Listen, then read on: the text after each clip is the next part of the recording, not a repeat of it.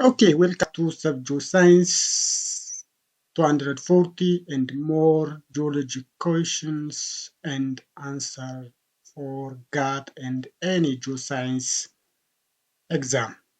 This is part 10 that continue from question 11 up to 15. Let us proceed to today's or this tutorial that is in part 10. Question 11 said that what do columnar joints and med cracks have in common? That means what have the common property of columnar joints and med cracks in common? Okay, let us see the answer. Columnar joints and med cracks share similar in their formation process and appearance. Despite they are different in they are very vastly different in context, but they have the same in formation process and appearance. Let us see their common properties of columnar joint and that of the cracks, med cracks. Okay, the first one that is a common properties of columnar joint and med crack is the fracture formation due to what? Contraction. This is a common property for both.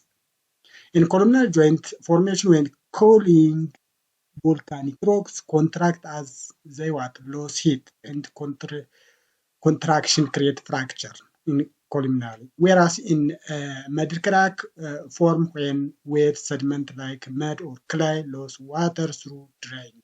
Okay, when the sediment like mud and clay sediment that lose water during drying. Okay, this is cause what fracture. Fracture due to what? Concentration. Okay, the second most important property that both have is stress relief mechanism. Both structure develop to relieve internal stress caused by contraction, whether from cooling that like columnar joint or dislocations like med crack. The third important common property for both structure is polygonal patterns. Both show distinctive polygonal pattern when viewed from above. This pattern arises from the uniform distribution of stress during contraction.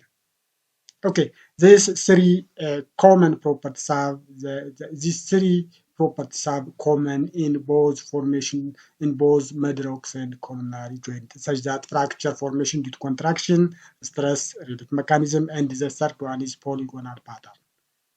Okay, let us see one by one in figure. Columnar joint means this one. This is a picture of columnar joint. Mud crack means this one. Have you seen? This is a mud crack.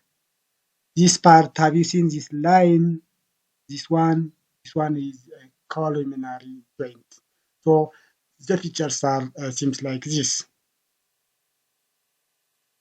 Okay, question number 12 said that the dark shaded material in the in this cross section, we have answered this question.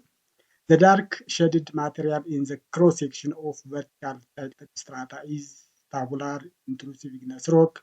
What are the names of each of the body A and B? Explain your choice of names. Okay, in this vertically tilted strata, there is two features here.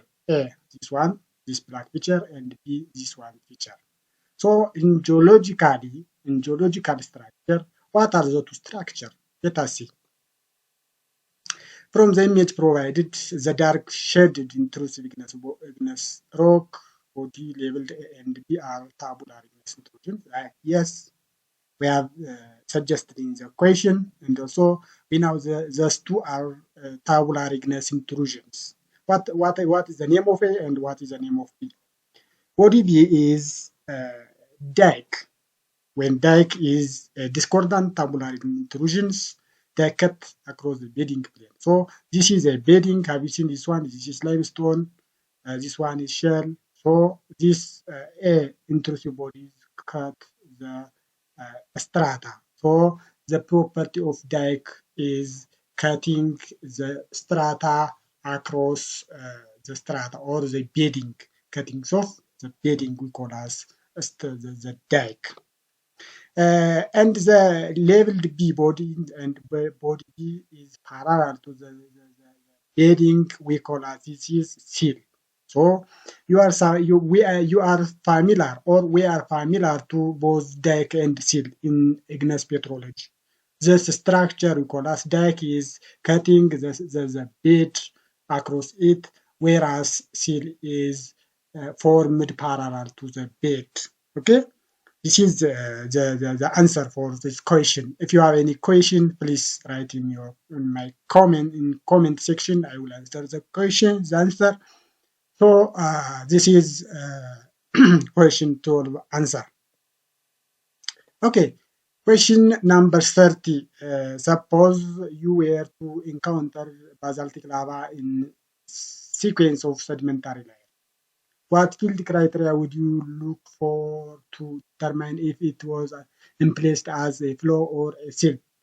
Okay, to determine whether the basaltic layer within a sequence of sedimentary layer is lava flow or a sill, the following field criteria can be used.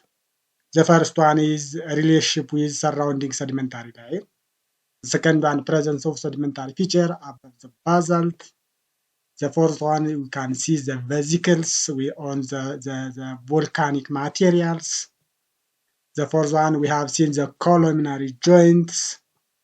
The fifth one, thickness and lateral extent. This field relationship is important to determine the basaltic layer sequence of sedimentary layer in the field. Okay? And the sixth and the last is inclusion or xenoids. Okay, question number 40. In what way does laccolith differ from lopolith? Sketch each, which is typically larger. Okay, we are familiar with this igneous structure we call as laccolith and lopolith. So what is the difference between laccolith and lopolith? We have seen one by one. Lapolith dome-shaped or lens-like with a flat base and convex top, whereas laccolith is a concave with depression center. We have seen in this image. So lapolith means this one. Dome-shaped, have you seen this one? Is this a dome-shaped or like mountain structure? And have a flat base. This one, have you seen? This one is parallel to this side, this layer. Have you seen this one? And have a dome shape. Have you seen? This you call as lapolith. And it is most of the time this texture more rich in vesicles, okay? Vesicle or rhyolitic magma most of the time in lapolith. Whereas laccolith means it is concave with depression center. Have you seen? This one like a depression center. Have you seen this one? This is like a depression that form as a basin that have concave shape. So this is the difference between lapolith and laccolith. You have seen this image. If you are confused, this one is concave shape. This one is dome shaped and with a flat base. We call that this lapolith and laccolith in shape, and they are different in shape and also their composition.